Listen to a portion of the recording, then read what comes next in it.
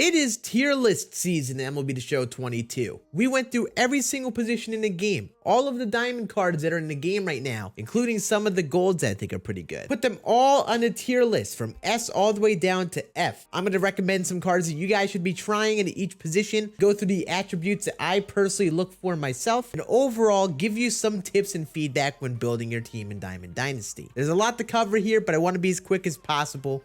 So let's get into it. With these tier lists, I always need to know that they are my opinion. I look at the attributes in my way, from my experiences, from what I hear of other people. A lot of things cause these tier lists to end up the way they do. So you don't have to agree with it. There are gonna be some cards that you're probably really good with that play better than S tier.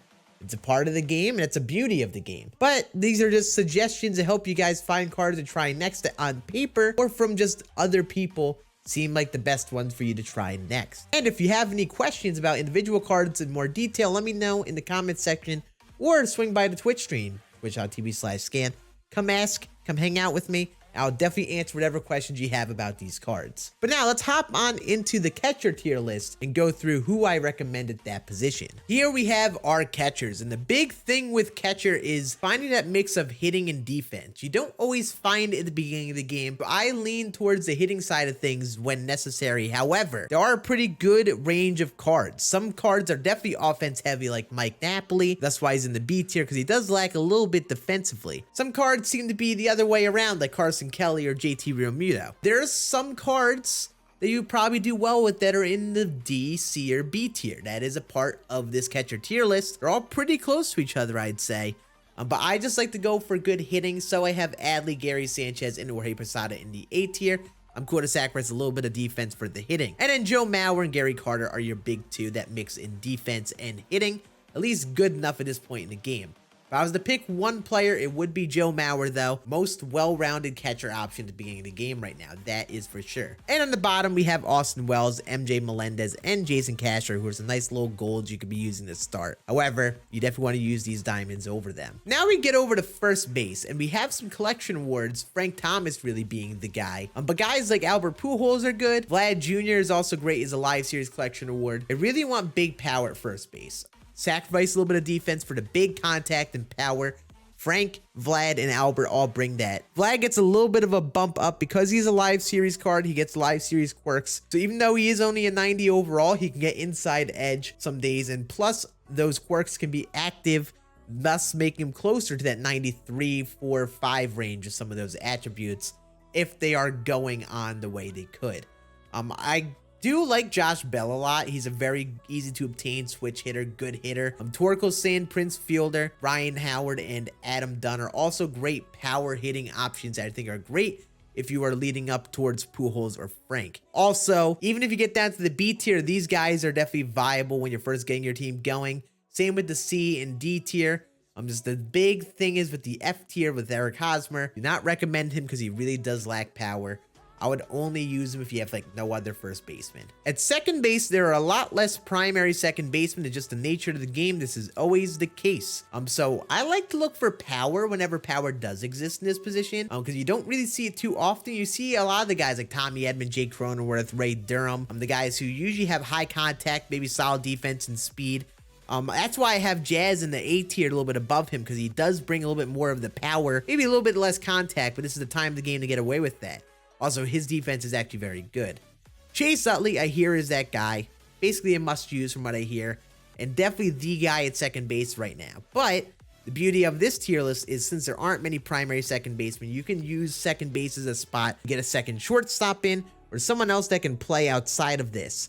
So thus why I have the second baseman here, primary only. You see, with shortstop, third base, we have a lot of options. And here is our shortstop tier list. As you see, our S tier guys, definitely a little bit more options. You got Tatis and Seager, who are bat heavy, definitely not defense heavy at all. I like to go for the bats, especially in the early game. However, Tatis's defense is egregiously bad. It's like 60 fielding. There's one of those things with him where the bat is elite. You probably want to slide him at second base with that worst fielding. Troy Gloss can slide over to short if you have a third baseman. He actually could be pretty solid because he actually does have good defensive ratings there. And Michael Young might be a pretty good one, but not everyone likes to swing from what I've heard. Kind of swings a noodle sometimes. It's a combination with Michael Young, but this is the time of the year to use him. I think he actually been very nasty. He'd be the one I would pick. And then you have some good mixes of guys like Volpe and Trey Turner, who are nice hitters. Wander and Lindor, who are a good mix of hitters, switch hitting, and defense.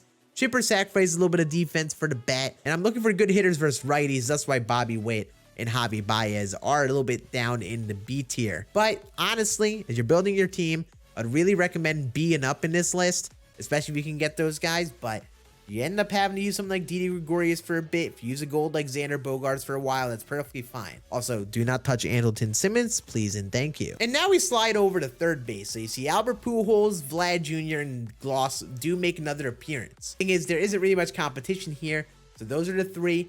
Then you have Torkelson, who's good. Chipper's solid. Miggy's pretty good. It's one of those things, especially at third, where you do want some good hitting and you could get away with a little bit worse defense, but the defense will punish you here at third more so than first base.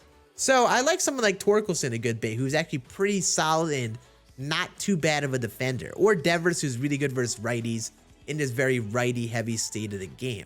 But again, you probably want to consider sliding a shortstop here, especially if you have something like a Corey Seager or a Tatis. You can hide that defense a little bit at third base. If their arm is good enough, they'll be a more than good enough third base option for sure. And someone like Tristan Casas and Kevin Youkilis get a little bit of a bump at third base because of the defense they bring in comparison to first base, where I almost ignore defense just so I could get those big bats there. Now we move over to the outfield, and as you see, it's very stacked. There's a lot of cards. Honestly, it's very realistic to have an all A tier and above outfield this point in the game. If I'm gonna go for any of the cards, it's gotta be the face of the franchise guys like Trout, Brian Reynolds, Cedric, Acuna, Buxton, all nasty outfield options. I put them all in the same class. However, I would have Trout and Reynolds and probably even Buxton, Acuna, and Mullins above the rest, just because of how good of bats they are and defensive value they bring. If they do sacrifice a little bit of defense, you can throw them in the corner outfield, it really won't hurt you.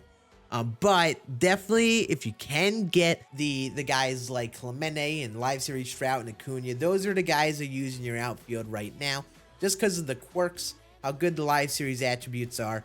And, if their defense is a little bit weaker like Acuna's, perfectly fine at this point in the game if he's bringing as big of a bat as he brings. Kirk Gibson, I think, might be the most well-rounded card. Pujols is great if you want to use him in the outfield. And I think Roberto Clemente, personally, I'm excited to use, even though I haven't gotten a hold of him. And honestly, if you are playing the game, looking to play in ranked, C tier and above will treat you more than fine. There may be some guys in the C tier, like Benintendi's actually pretty nasty. But just on paper in comparison to other options, a little bit lower on the list for me. Now we transition over to pitching, and obviously Randy Johnson's the guy that only 99 overall right now. He's got the velo, solid hits per 9 and Ks per 9 right now. And I think he's going to be a pitcher that can be a real pest for people all year. Someone like Messina, I heard it can get rocked sometimes, but still, 96 overall pitcher with that control and pitch mix should be great. Dallas Keuchel's in that same boat as well, the control type pitcher with a great pitch mix. You're playing on the higher difficulties, the ranked seasons, those cards should be very good. And then past that, Dontrelle Willis could actually be very, very solid. I hear his release is a little bit nice. He's got some hitting, and I've heard good things about him. Ohtani and DeGrom are great live series. DeGrom is really good for the pitching stuff he has, and Ohtani is a good pitcher, but also is a really good bat with that 100+ power versus both sides. So if I were to pick 5, I would pick all of those 5 in the S tier, and either one of Ohtani or DeGrom if you have all of them. Chances are, though, since there are 5 starters, you're going to need someone in the A, B, C tiers to fill out your rotations. That's okay.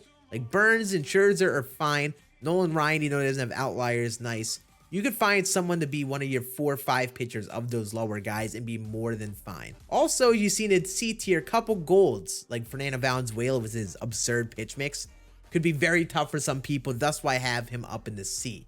Some diamonds that are live series don't have great pitch mixes, so forget their attributes. If they don't have a great pitch mix, it'll be easier to hit. That's like a Brandon Woodruff, Robbie Ray, Shane Bieber. And then the guys at the very bottom, just very tough pitch mixes to throw with, and fringe diamonds anyway, so I would probably lean towards not using them ideally. And then finally, we have our relief pitchers. I'm looking for guys who are lefties that are good relievers. That's usually not a common thing at the start of the game. However, this year we do have a few diamonds, which is nice. Right-handed relievers, looking for good pitch mixes as well. But ideally, we want a good mix of higher hits per 9 and that pitch mix.